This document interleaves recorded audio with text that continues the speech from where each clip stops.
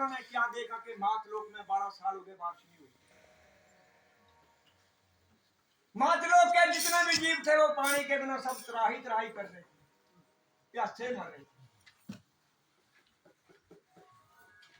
नाथ के मन में आई कि जितने भी संसारिक जीव है सब पानी के बिना तड़प रहे। इस बात का हवाला देने के लिए वो इंद्रपुरी में इंद्र भगवान के पास चल गई और ये सच्चे दरबार की इंद्र भगवान को कहने लगे कि महाराज मैं एक फरियाद लेकर के आपके पास आया हूं। मातलोक के बीच में 12 साल हो गए वर्षा नहीं हुई और जितने भी जीव मातलोक के जीव हैं वो सब पानी के बिना प्यासे मर रहे हैं, कुछ कृपा कीजिए। अब इंद्र भगवान इंद्रपुरी में जो इंद्रपुरी की परियां थी उनके नाच गाने डांस में मोहित थे। नारद को कहते कि नारद अपनी बात को पीछे करो, ये मेरे आगे जो नाच डांस कर रही है परियां इंद्रपुरी, मुझे ये बताओ कि इनसे बढ़कर दुनिया में आपकी मातलोक में कोई ऐसी पतिव्रता या खूबसूरत औरत है? मुझे इस बात का हवाला दो पहले, उसके बाद मैं आपकी बात को सुनूंगा। अब नारद जी कहने लगे महाराज ये हवाला तो मैं दे नहीं सकता, लेकिन मैं इतना जरूर बता सकता हूं कि आप ऐसा करो, सूर्य देव के पास चले जाओ। मातलोक के बीच में उनका उजाला, उनको सब पता है कि कौन कैसा है, कौन इनसे बढ़कर कौन ऐसी खूबसूरत और। इंद्र भगवान ने क्या किया, रथ को जोड़ा और सूर्य देव के पास चल दिए। क्या लिखने में आया, बड़े प्रेम से बोले सच्चे दरबार की जय हो।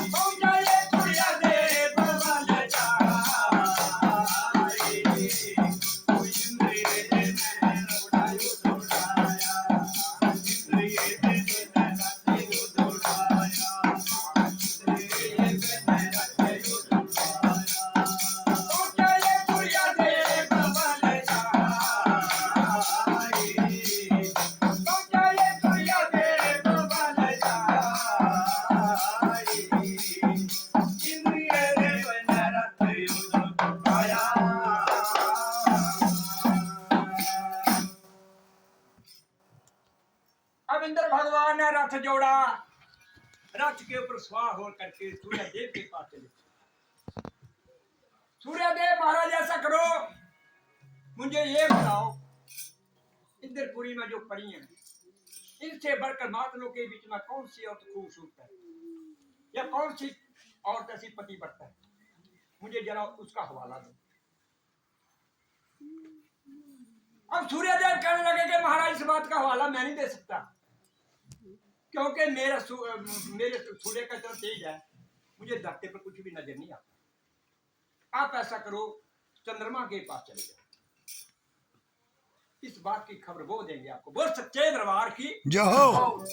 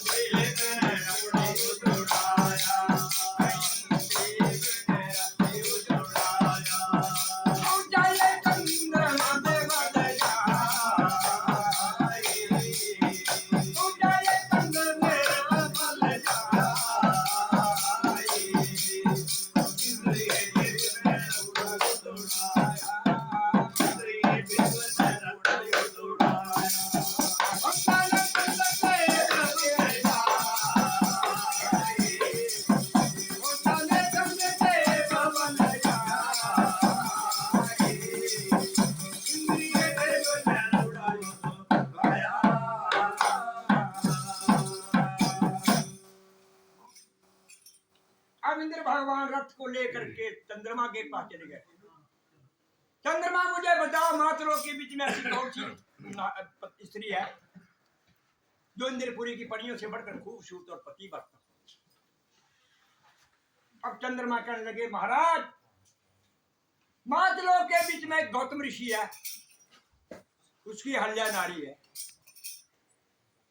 उसने अभी तक अपनी कुटिया से बाहर तक नहीं देखा कि दुनिया संसार में क्या है। जाओ जाओ उससे बढ़कर कोई खूबसूरत और पतिव्रता होती। जब इतनी बात सुनी तो इंद्र भगवान क्रोध में आ गए, बड़े घमंड में आ गए। कहने लगे अच्छा चंद्रमा कौन है, ऐसा कौन ऋषि है वो? बोले हमारा ही गौतम ऋषि है। मुझे ये बताओ वो करता क्या है, उसका क्या नियम है? तब चंद्रमा कहने लगे कि महाराज गौतम ऋषि ऐसे ऋषि है जिन्होंने एक मुर्गा पाल रखा है सुनो सुनो और हर रोज वो गंगा पर 4 बजे सुबह स्नान करने के लिए जाते हैं। उसका नियत नियम ये है। उसकी जो पत्नी है उससे बढ़कर मातलों के बीच में कोई ऐसी खूबसूरत पति बताओ। जब इंद्र भगवान ने इतनी बात सुनी तो कहने लगे कि चंद्रमा तेरे को मेरा साथ देना होगा। सुनो सुनो सुनो क्या जरा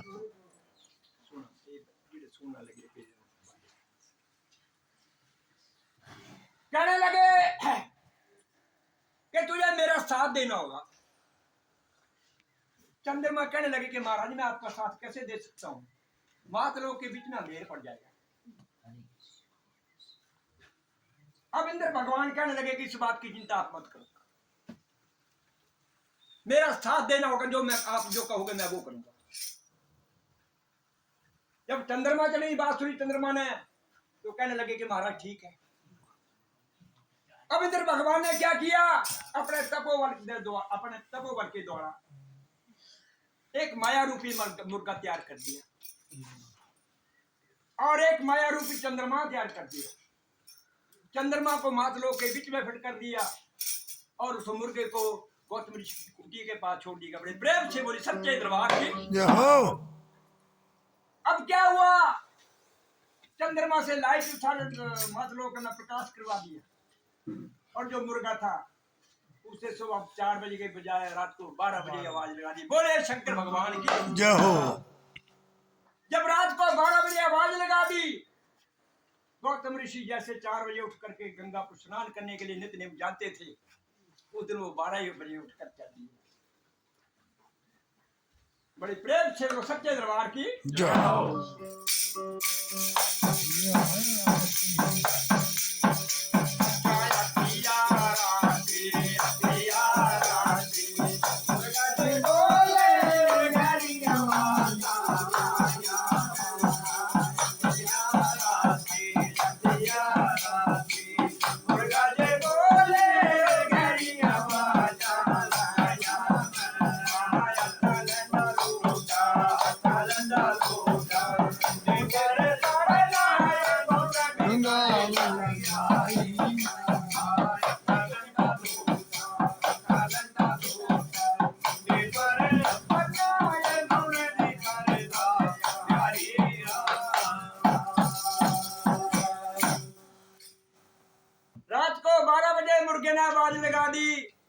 गौतम ऋषि ने नित्य नेम जैसे जाता था वैसे नहाने के लिए गंगा के ऊपर चल दिए। जाते जाते गंगा पर पहुंच गए। जब पहुंच कर डुबकी लगाने लगे, नहाने लगे तो क्या हुआ, बड़े प्रेम से बोलो सच्चे दरबार की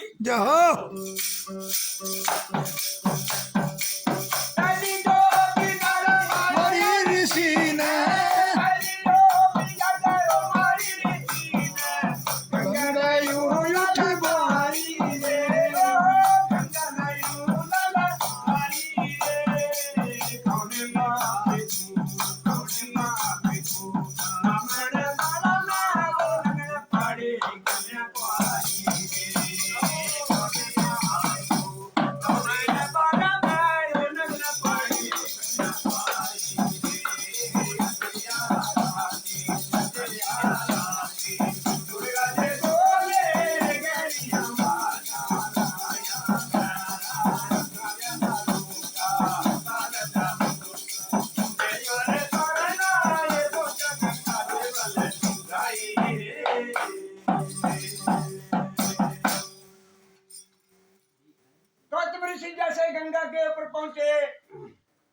करके गंगा के बीच में डुबकी लगाने लगती। जैसे ही डुबकी लगाई, गंगा माता क्या कहने लगी, बड़े प्रेम से बोले, सच्चे दरबार की जाओ जाओ।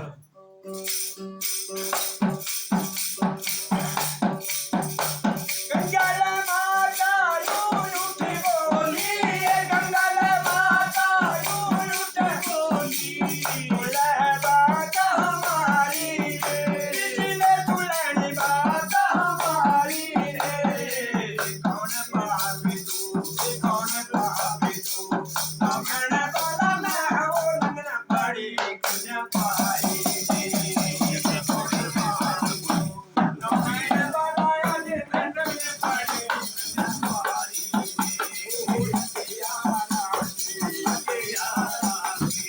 दुर्गा के बोले गरिया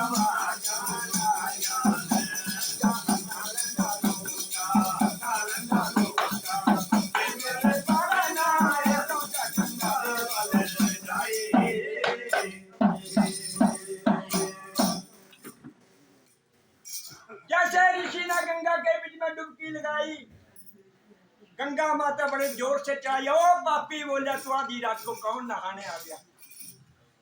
मैं तो अभी नवस्त्र पड़ी हूँ रात को 12 बजे, कौन पापी है तू ऐसा? जब गंगा माता चिल्लाई, ऋषि मुनि ने गंगा माता की आवाज सुनी, क्या कहने लगे, बड़े प्रेम से बोलो, सच्चे दरबार की जाओ। इतना वचन जब ये सुना ऋषि ने, इतना वचन जब सुना ऋषि ने, नैना से भरी भरी रोया रे, ओ नैना से भरी भरी रोया रे, गंगा दुखाना दुखिया दुखाना, नमन बाला आज गुरु ते भरी आई रे, गंगा दुखाना दुखिया दुखाना, नमन बाला आज गुरु ते भरी आई रे,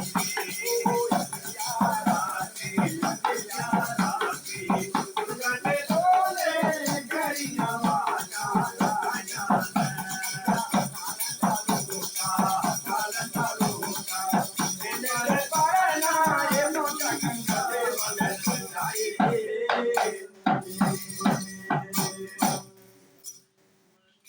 गंगा माता की ऋषि ने पुकार सुनी, ललकार सुनी, हाथ जोड़ कर खड़ा हो गया, माता मैं तो जुगों जुगों से यहाँ आता रहा हूँ, आज मैंने ऐसी क्या गलती कर दी जिसके द्वारा आप मेरे ऊपर इतने क्रोध से हो? माता मुझे माफ कर दो, मैंने क्या गलती कर दी मुझे पता लगे। जब गंगा माता ने इतनी बात सुनी तो उसने ऋषि को पहचान लिया, हो ये तो बात नहीं। अब गंगा माता क्या करने लगी, बड़े प्रेम से बोलो, सच्चे दरबार की जाओ।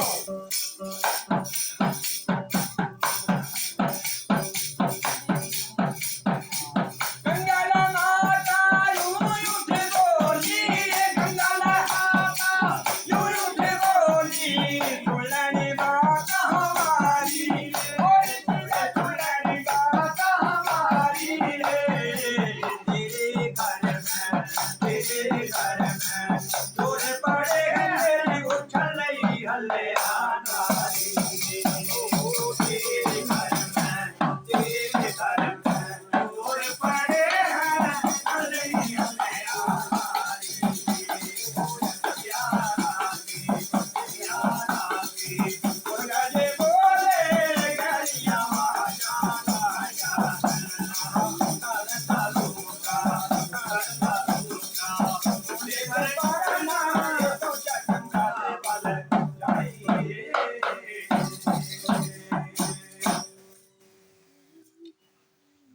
गंगा माता ने गौतम ऋषि को पहचान लिया, ये तो वाकई ठीक कह रहा कि जुगों जुगों से नहाता रहा।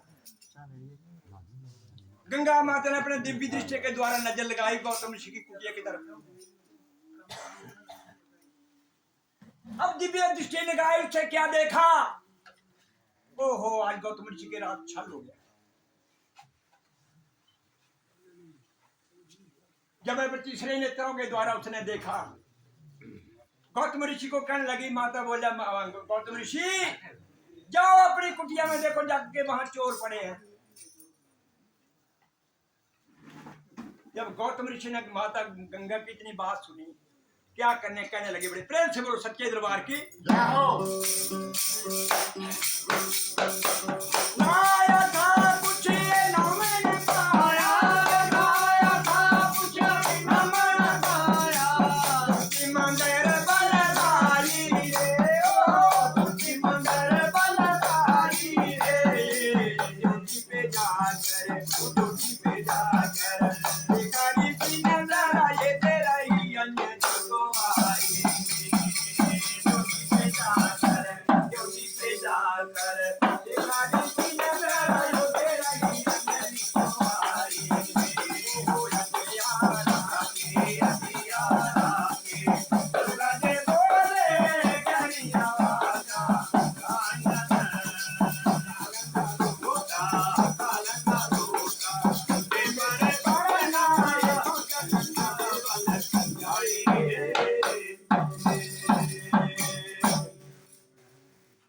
जब गौतम ऋषि ने गंगा माता कितनी बात सुनी, अभी कुछ नया था, कुछ सूखा ही था, चले गया कुटिया पे, चला गया, देखते हैं क्या है। जब कुटिया पे जाते तो क्या देखते हैं, उसकी लड़की थी, वो ड्यूटी के ऊपर पहरा दे रही थी, नाम जिसका अंजनी। जब ड्यूटी पे चले गए तो लड़की को देखा कि पैरे पर खड़ी है, जाकर के कहने लगे, बेटी ये बताओ कि आज घर में चोर कौन पड़ा है, कौन चोर आया है। लड़की अपने पिता गौतम ऋषि के लिए क्या कहने लगी, बड़े प्रेम से बोलो सच्चे दरबार की जय हो।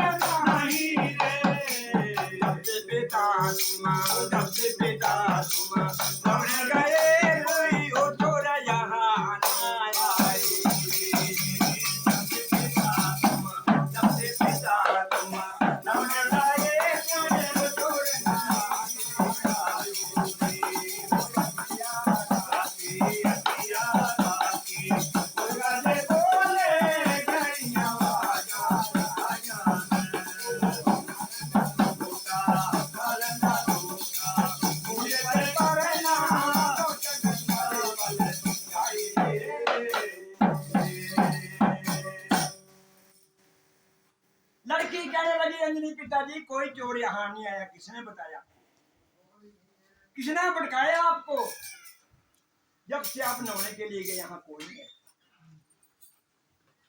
अब गौतम ऋषि कहने लगे, बेटी सच बताओ, आप मेरे साथ झूठ बोल रहे हो। नहीं पिताजी मैं सच बोल रही हूँ।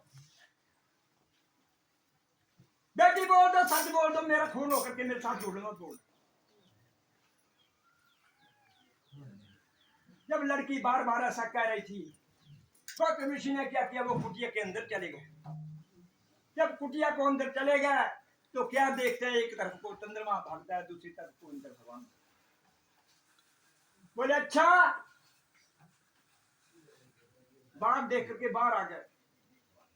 अब लड़की के कहने लगे, बेटा तो मेरा खून होकर के मेरे को परेशान किया, मेरे साथ झूठ बोला, अब मैं तेरे को नहीं छोड़ूंगा, मैं तेरे को श्राप दे दूंगा। गौतम ऋषि ने अपनी अंजनी लड़की के लिए क्या श्राप दिया, प्रेम से बोलो सच्चे दरबार की जय हो।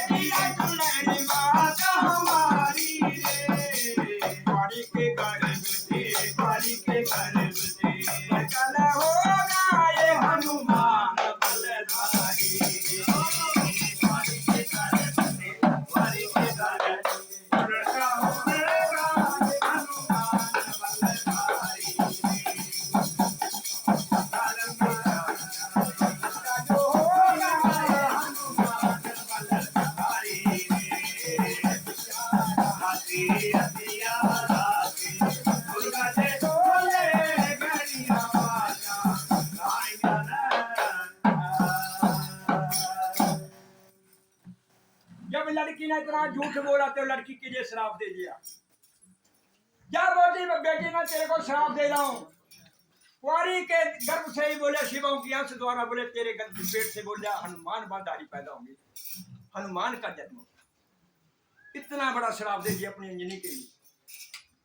अब आगे क्या हुआ? बड़े प्रेम से वो सच्चे दरबार की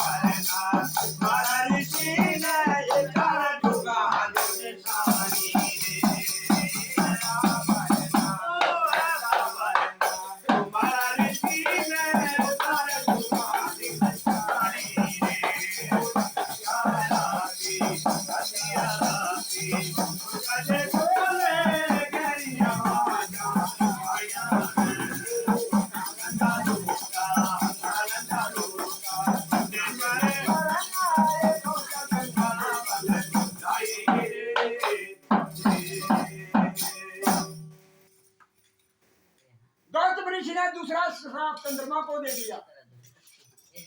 या पापी बोला तू मेरे साथ बड़ा धोखा किया, तेरे लिए भी मैं श्राप दे रहा हूं। तेरी काया में जो दाग पड़ेगा बोले 3 लोग तक रहेगा। मैं तेरे को श्राप दे अच्छा परिणाम मारो। सातवां मुर्गा को श्राप दे दिया कि जा पापी तेरे को मैं श्राप दे रहा हूं।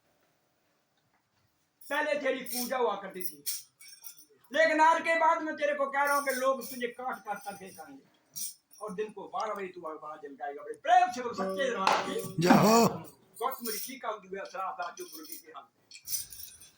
आगे क्या हुआ? बड़े प्रेम से वो सच्चे दरबार की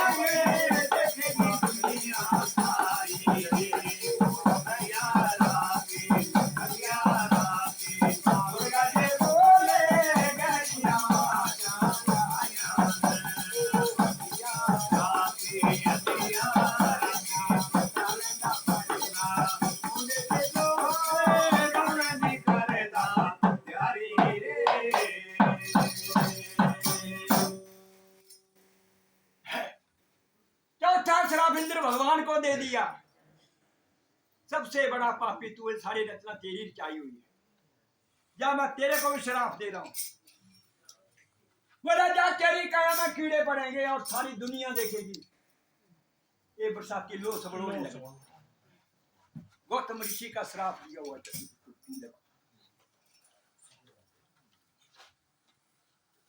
आगे अगर क्या होता? बड़े प्रेम से और सच्चे दरबार की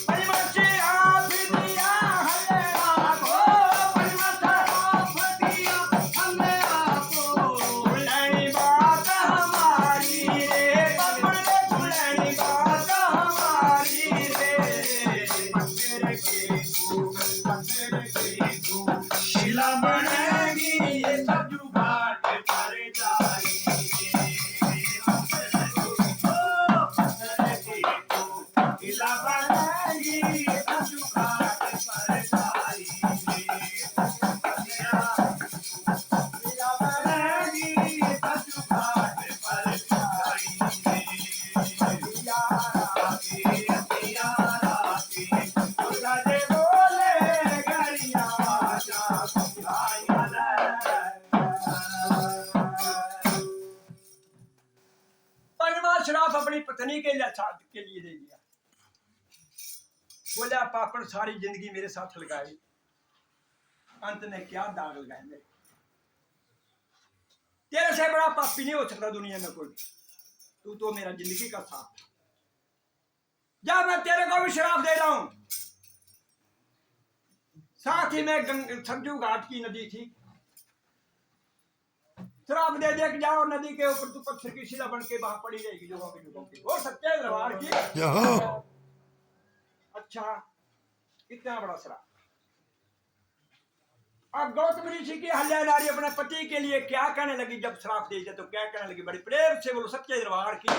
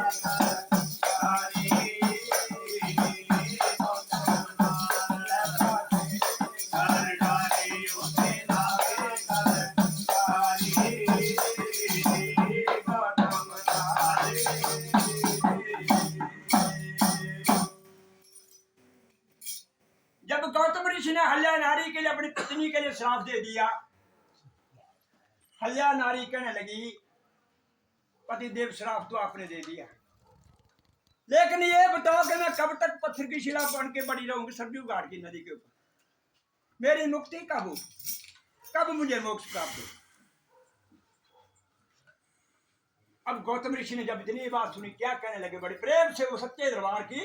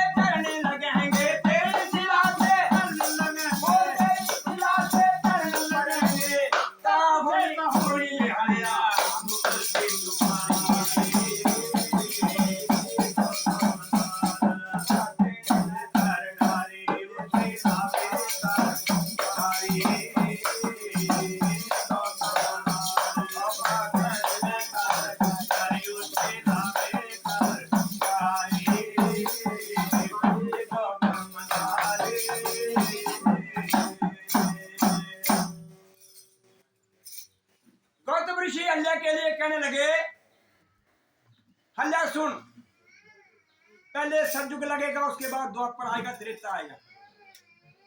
त्रेता में श्री रामचंद्र जी अवतार होंगे, सरजी घाट की नदी को पार करते तेरी शिला के साथ उनके चरण लगेंगे, तब तुझे मोक्ष प्राप्त होगा। वो सच्चे दरबार की। अच्छा पतिदेव, इतनी बड़ी सजा। जब गौतम ऋषि ने इतना बड़ा श्राप दे दिया और इतनी बात कही, 3 युगों का तुझे करना पड़ेगा, तो हल्या नार माता क्या कहने लगी? बड़े प्रेम से बोलो सच्चे दरबार की। हल्या माता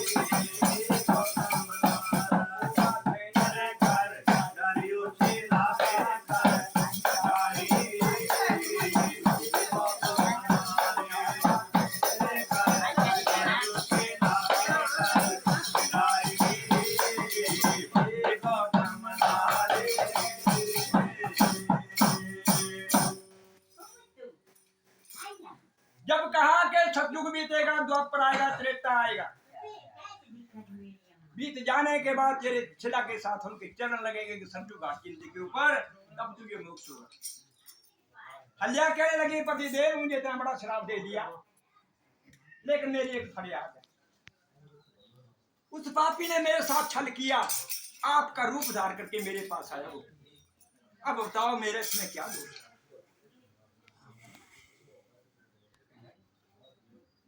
इतनी बड़ी सजा क्यों दे दी मेरे को, मेरा दोष बताओ क्या है? जब हल्या नारी ने पति के लिए गौतम ऋषि के आगे इतनी फरियाद करी, अब क्या कहने लगे, बड़े प्रेम से सच्चे दरबार की।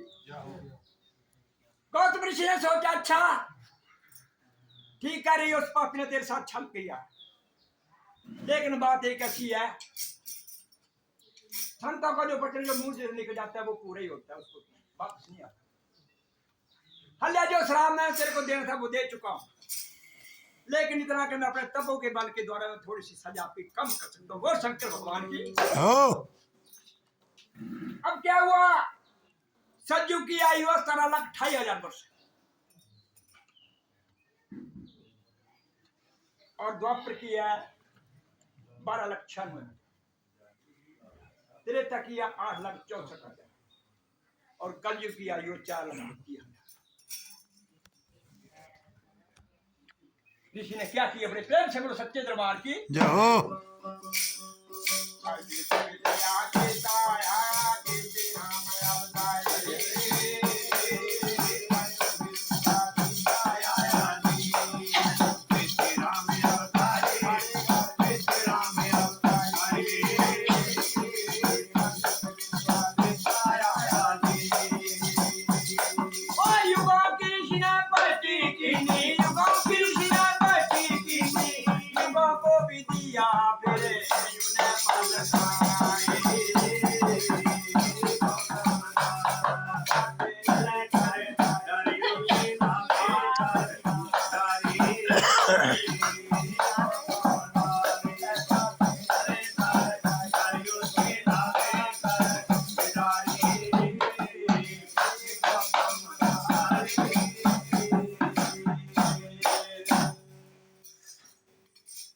गौतम ऋषि कहने लगे कि अल्या जो वचन मेरे मुंह से निकल चुका वो मैं उसको वापस नहीं हो सकता।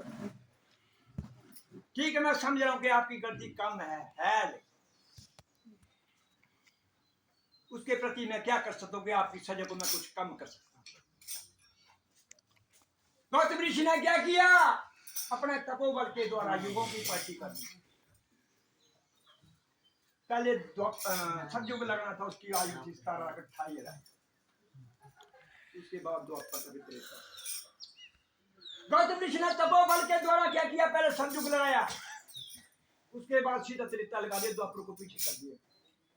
12,96,000 जो वर्ष की आयु थी वो सजा थी उसको कम करना अपने तपोबल से। हल्ला मैं इतना ही कर सकता हूं, उसके द्वारा मेरे से कुछ नहीं। अब अंत में क्या कहने लगे, बड़ी प्रेम से वो सच्चे दरबार की जय हो।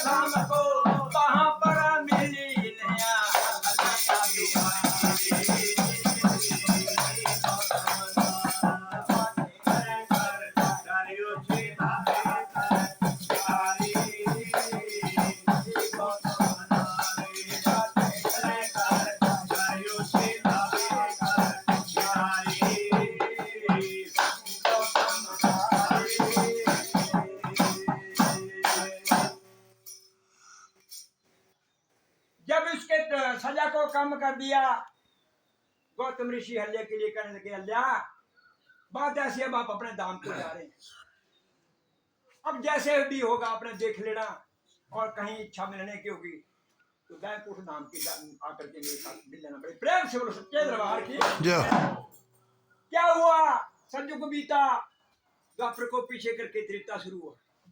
त्रेता में श्री रामचंद्र जी अवतार हुए, सरजू घाट की नदी को पार को तरने लगे, पार करने लगे। तो जो पत्थर की शिला थी, हल्ले को श्राप मिला। पार करते करते उनकी चरणों के द्वारा शिला के साथ उनके चरण लगे, और जो पत्थर की शिला थी वो पवन रूप बन करके बैकुंठ धाम में अपने पति के साथ चली पहुंचती। बोल सच्चे दरबार की। अब श्री रामचंद्र जी को उस नदी को पार करना था, लेकिन जो नदी का बेड़ी का बला था वो सब कुछ देख रहा था कि क्या हुआ। उसने अपनी आंखों से देख लिया, जैसे शिला को चरण लगे उनको पवन रूप बन के। अब श्री रामचंद्र जी सिमरा को कहने लगे, भाई ऐसा करो, अपनी बेड़ी को तरफ लाओ, हमको नदी से पार जाना। क्या कहने लगे, बड़े प्रेम से बोलो सच्चे दरबार की जय हो। ल्याबो ल्याबो रे महाबे, ल्याबो रे ल्याबो ल्याबो रे महाबे,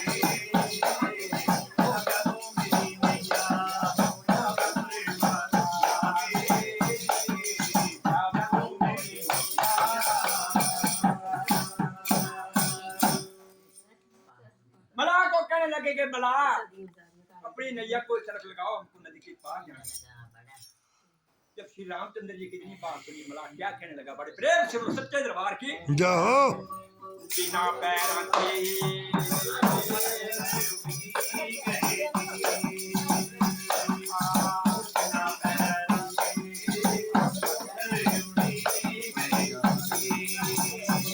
क्या करोगी ओ मरी ओ काठवाली मैया,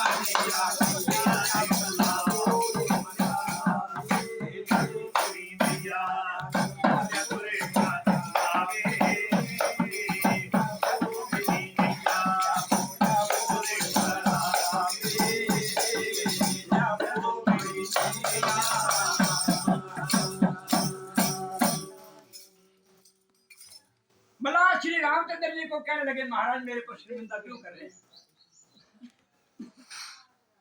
मेरी तो ये रोजी रोटी है, काट की नहीं है। मैं अपने आंखों से देखा, एक पत्थर की इतनी बड़ी शिला थी, वो अपने चरण, आपके चरण लगने से वो पमलू बन के यहाँ पे उड़ी। ये तो काट की नहीं है, कैसे बचेगी? टूट फूट जाएगी। मैं अपने बच्चों का पालन पोषण करता हूँ, मेरी रोजी रोटी खत्म हो जाएगी। क्यों मेरे को शर्मिंदा है? क्यों मेरे साथ इतना अत्याचार कर रहे हैं? मैंने खुद अपनी आंखों से देखा। अब श्री रामचंद्र जी ने मला कितनी बात सुनी, क्या कहने लगे, बड़े प्रेम से बोलो सच्चे दरबार की जय हो।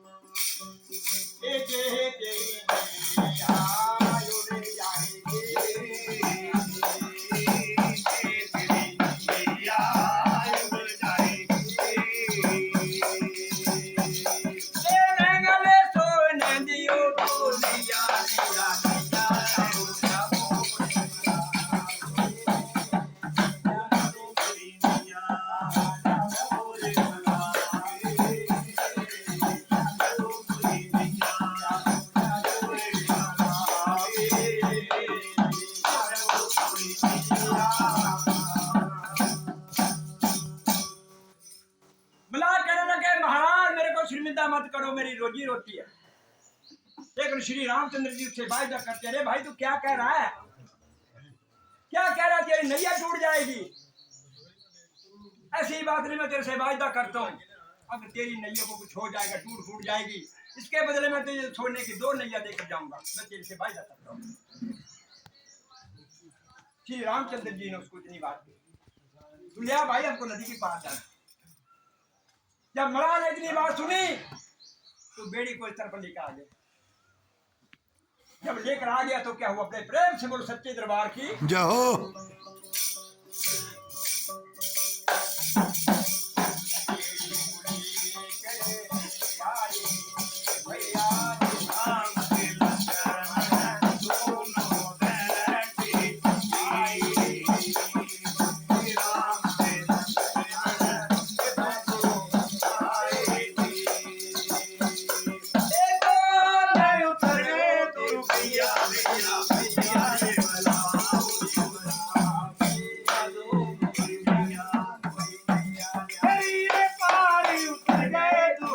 भैया भैया भैया रमला देखो मोरी भैया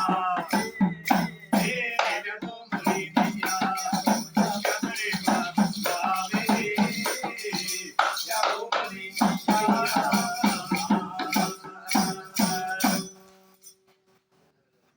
मला बेड़ी को तरफ लाया। श्री रामचंद्र और लक्ष्मण बेड़ी के बीच में बैठे और जाकर के उस पार उतर गए। मला को कहने लगे कि तेरा बड़ा धन्यवाद। अब ये बता तेरा किराया कितना बनता है भाई, दिन रोजी रोटी।